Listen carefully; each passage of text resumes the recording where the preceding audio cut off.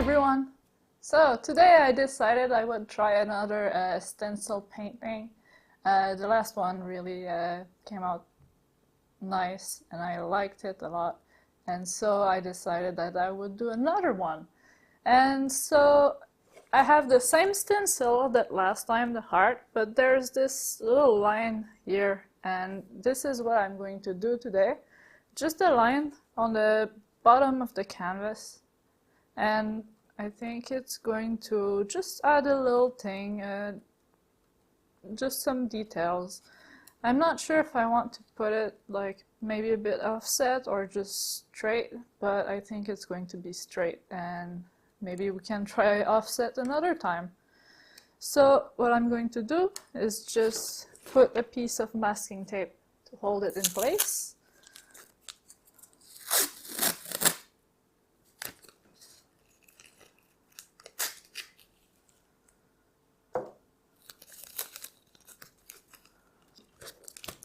Oh no!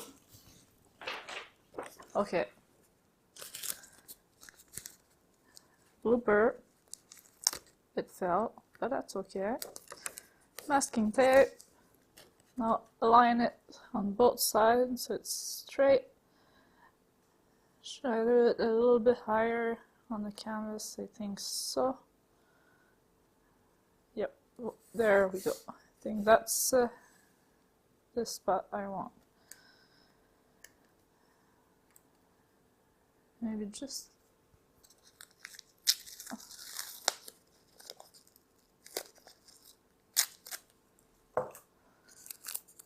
two small pieces on each side to hold it.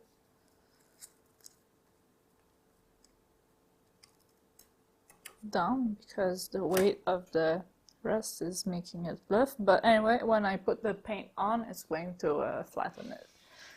So I have my modeling paste and paint mixed.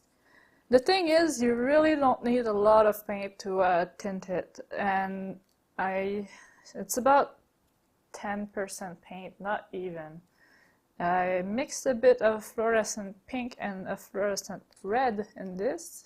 You remember when I did the heart painting, I wanted to try to make the stencil with texture pop and have fluorescent colors, so we can see the stencil, well, the pop, the texture glow when I put it under a black light. So I will zoom you in and we'll get started with that. Alright, so modeling paste. As you can see, it will leave spikes, and I wish that I get spikes like I did last time. It's a bit hard to work with, but that's okay.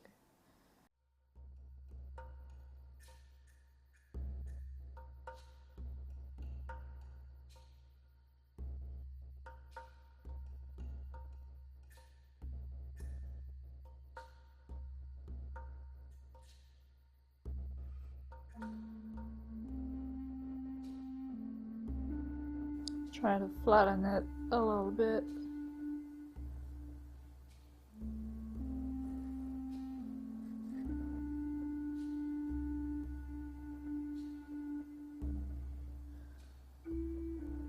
And once I lift the stencil, maybe the paste will follow and create spikes.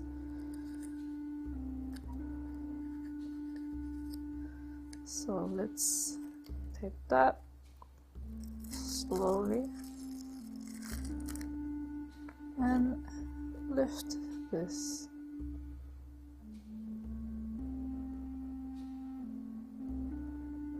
Yes, we got spikes! And now I let that dry, and I will do a pour on it as usual, like just a normal pour. So yeah, see you in a bit. So it seems that I messed up and didn't press the record button, and I put all my paints in the cup already. So what I did is put the densest paint at the bottom, and then I poured the paint in order of density, and I put the white on the opposite side of where I'm going to pour. And in two of my last painting I made, I poured the paint pretty much in the same way, and the only difference was I took a brush and poured the line, but well, now I'm making a mess. I mixed the paint with just making a line with the back end of a brush, just like so, but I already did it, so I don't want to overdo it, but just like that, but I went all the way to the bottom. That's the only difference, and when I did that I got a bunch of cells. So I'm curious to see if now I will get cells or not. So let's pour this.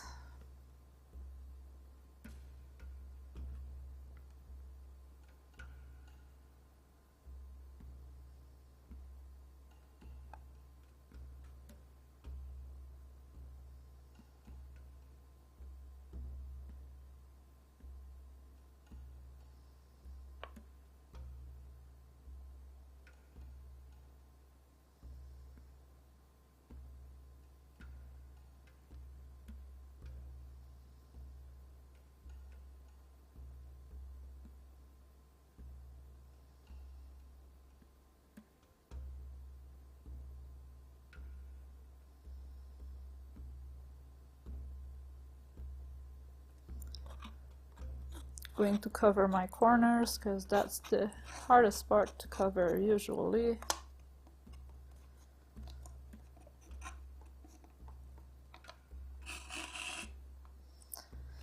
And let's move it.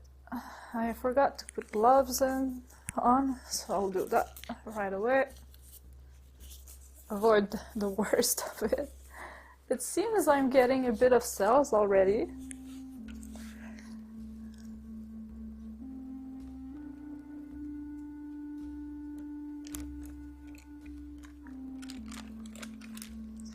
Canvas is stuck. And now let's go over the details. It's going to be the most difficult part. Try to go over and cover the bottom.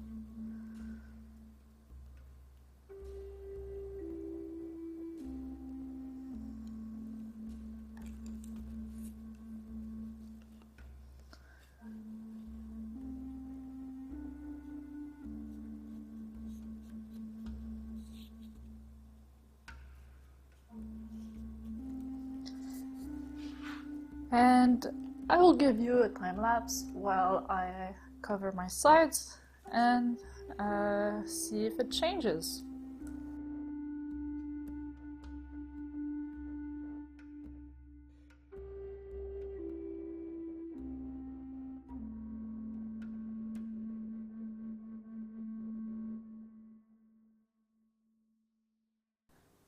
Alright, so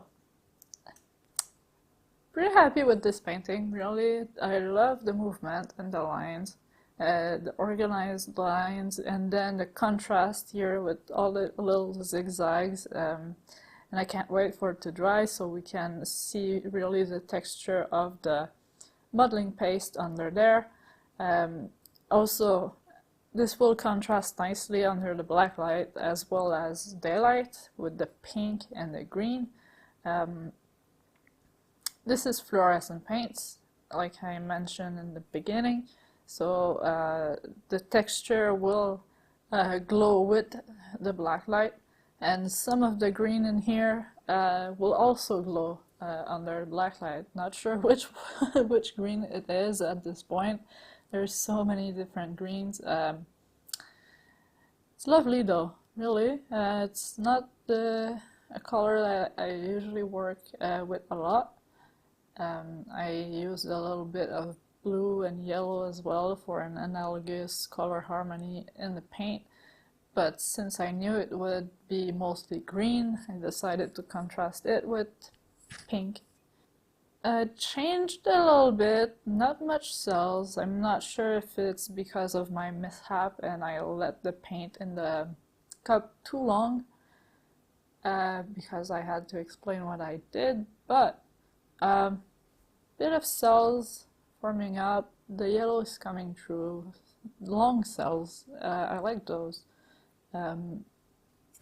Here a little bit, but mostly my favorite part is here and here. It's a bit dreamy here, I love it. Different shades of green, and it just look like it's layered on top of each other green, and I like that a lot. And we're back, and I'm quite happy with this painting, quite happy with how it turned out. I have to try this again. I have to, with the stencil, it's really the part that I'm working on the most. Maybe get more stencils eventually. But I think the next step would be to add details on the dried pour. Maybe textured, maybe not, just sponge, like with a sponge, just put a bit of paint on the stencil and get the shapes. Not sure, but I'll have to try more. That's the only sure part. So yeah, lovely painting, nice contrast, can't wait to put it under black light, see those spike glow. I think it's going to be very cool. I think it's a nice painting. I really like it. The movement in it is lovely. And yeah, that's about it. So thank you guys for watching. I hope you have a great day. Make sure to subscribe for more, and I will see you in the next video. Bye!